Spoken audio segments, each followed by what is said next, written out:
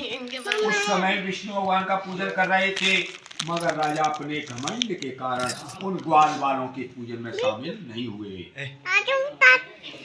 मगर इधर ग्वाल वालों ने सोचा कि हमारे पास का राजा है, चलो हम चलकर प्रसाद बचा प्रसाद लेने नहीं गए। तो ग्वाल वालों ने सोचा मुझे हमारे पास का राजा है, चलो हम ही चल करके प्रसाद ये देते हैं। तो उन्होंने बड़ी की पत्ता लिया, दोना बनाया और भगवान का चरणामृत ला करके राजा तुंडलध्वज को दिया।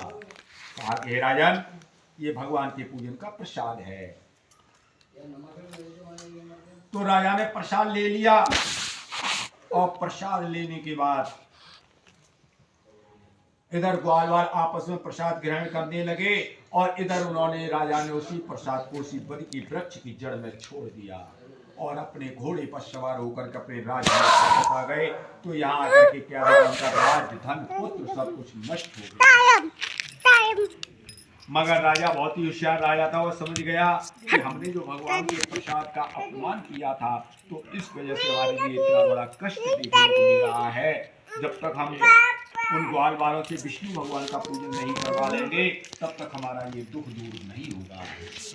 इस प्रकार मन में विचार करते हुए बाजार में जाकर के भगवान के पूजन का सारा सामान इकट्ठा किया, जंगल में जाकर के ग्वाल वालों को इकट्ठा किया, भगवान का पूजन किया, अपनी गलती की क्षमा मांगी और प्रसाद ला करके अपने पुत्र के मुख में डाला, जो अगले जन्म में राम राम कह करके उठ बैठे। इस प्रकार से राजा तुंडलध्वज धन और पुत्र से संपन्न हो गए और इस लोक में सुख भोग करके अंत समय पर सत्य लोक वैकुंठ धाम को प्राप्त हो गए।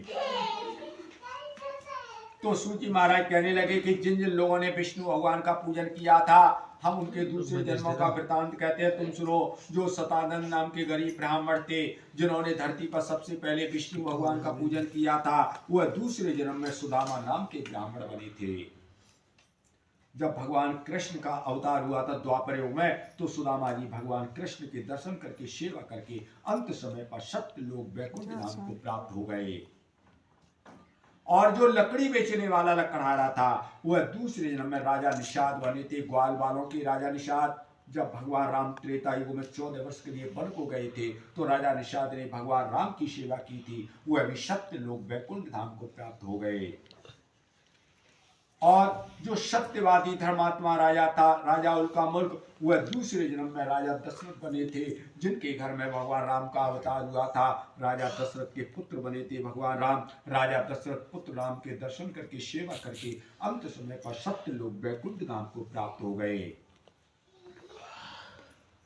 और जो साधु नाम के महावैश्य थे, वह दूसरे जन्म में सत्य प्रतिज्ञ मूरत ध्वज बने थे, जिन्होंने अपने पुत्र को अर्घ दे से चीर करके ब्राह्मण रूपधारी भगवान कृष्ण को दान में दिया था, वह भी सत्य लोक वैकुंठ धाम को प्राप्त हो गए।